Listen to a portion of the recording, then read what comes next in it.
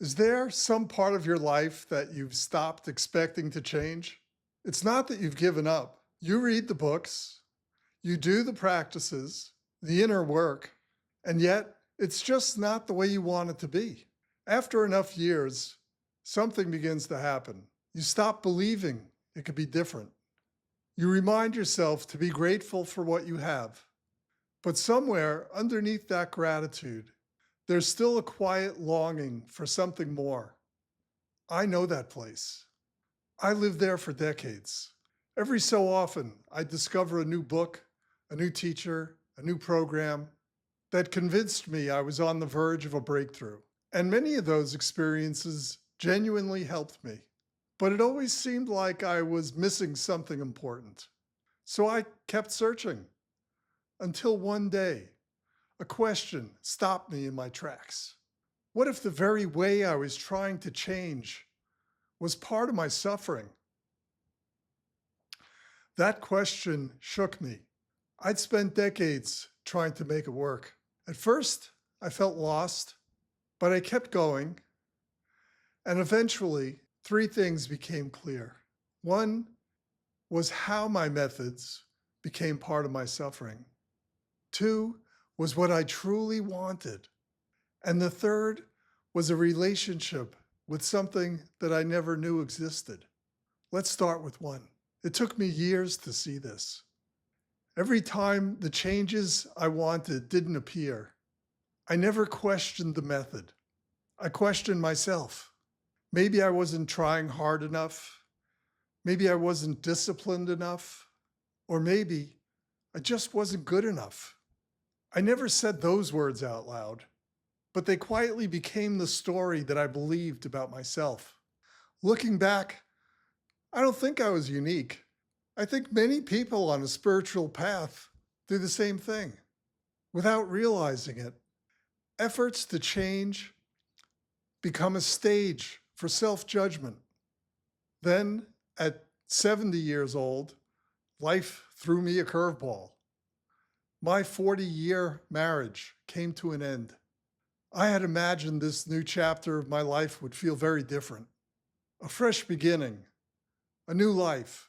Instead, I moved to a new city and found myself sitting in a small apartment, alone and depressed. That first day, I felt raw, angry, and something in me said, "No way. This is what my new life is going to be like." My whole body was tense. I began pacing around the apartment.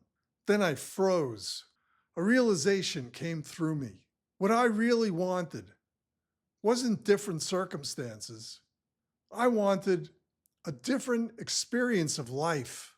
I wanted to live with a feeling of joy, a feeling of love, to feel abundance, not as ideas, as lived experience. I was overwhelmed by the truth of it. It didn't feel like just another thought. It felt like my heart had found its voice. And then something completely unexpected happened. A memory surfaced. I wasn't trying to remember it. It simply appeared. About 13 years earlier, I had been having coffee with a friend. He told me about a series of books describing the spiritual practices of an ancient Hawaiian tradition. I was intrigued, and I read the books myself. Most of the details faded with time, but one idea remained. The author described how these people accessed a deeper aspect within themselves, a part that possessed wisdom and capabilities far beyond the conscious mind. At the time, I found the idea fascinating. Then life moved on, years passed, and I rarely thought about it again. But now, it was no longer just an interesting idea. It was a possibility that I needed to explore. I looked back over decades of inner work, and something stood out. No matter which teacher I learned from, or which practice I was exploring, one underlying assumption was always the same. If I wanted changes in my life, it was my responsibility to create them. But now something had changed. I wasn't looking for better circumstances anymore. I wanted a different experience of life, and not someday.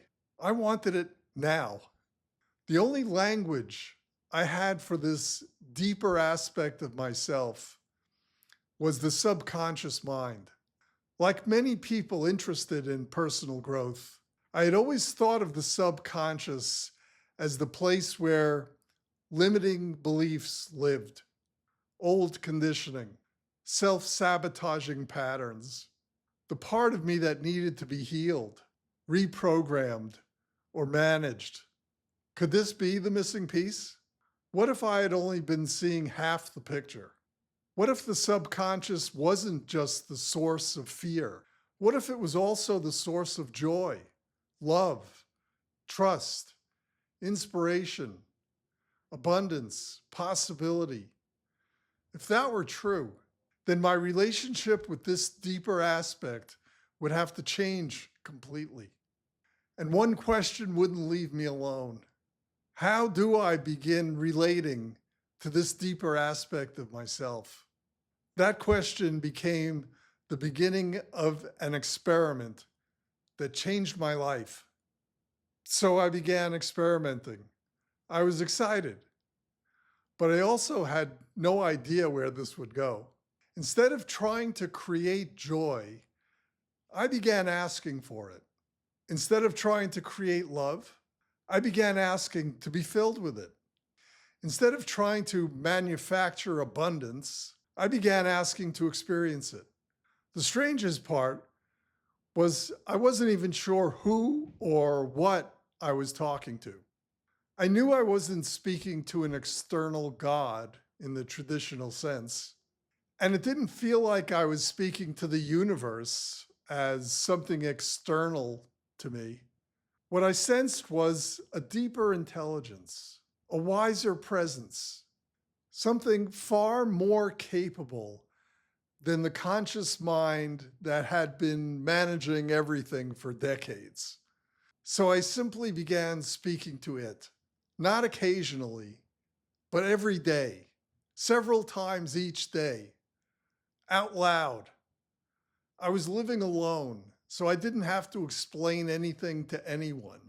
I would ask to be filled with joy, filled with love, and filled with abundance. Not because I believed I could force those feelings into existence, but because I was beginning to wonder if they didn't already exist somewhere within me. That perhaps this greater aspect already knew how to generate them. A few days into the experiment, I started seeing results. Not that my circumstances changed dramatically, most of them didn't, but I wasn't carrying that same burden anymore. I'd put it down. I wasn't constantly trying to manage myself. I gave that up. I wasn't monitoring every thought. That no longer seemed important. For the first time in my life, inner work felt less like a project and more like a developing relationship. Instead of working to change my life, I found myself allowing that relationship to change me. Not through force, not through effort, not through self-improvement, but through cooperation, through partnership, through grace. Now, I didn't become enlightened. I didn't transcend every fear, but I am changed. I can feel it. People around me see it. I'm still learning, discovering, growing, but the journey itself has completely changed because I'm no longer traveling alone. And that may be the most important discovery that I made. Not that I found an answer, but that I found a different relationship with the search itself. So why am I telling you this story? One of the things I've learned is that people arrive at spirituality from very different places. What resonates deeply with one person may mean very little to another, and that's perfectly okay. I also understand that people will interpret this story in different ways.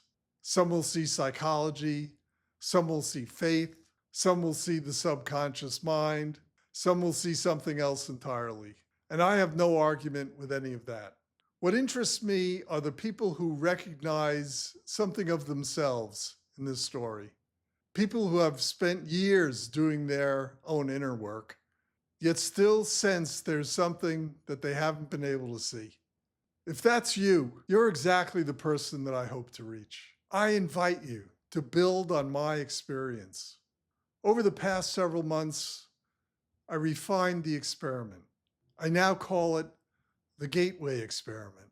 It's an invitation to begin a different relationship with the greater aspect within you. That spirit of exploration is why I call this Gateway Spiritualism. Not because I can tell you what's on the other side, but because the only way to discover what's there is to walk through the gateway yourself.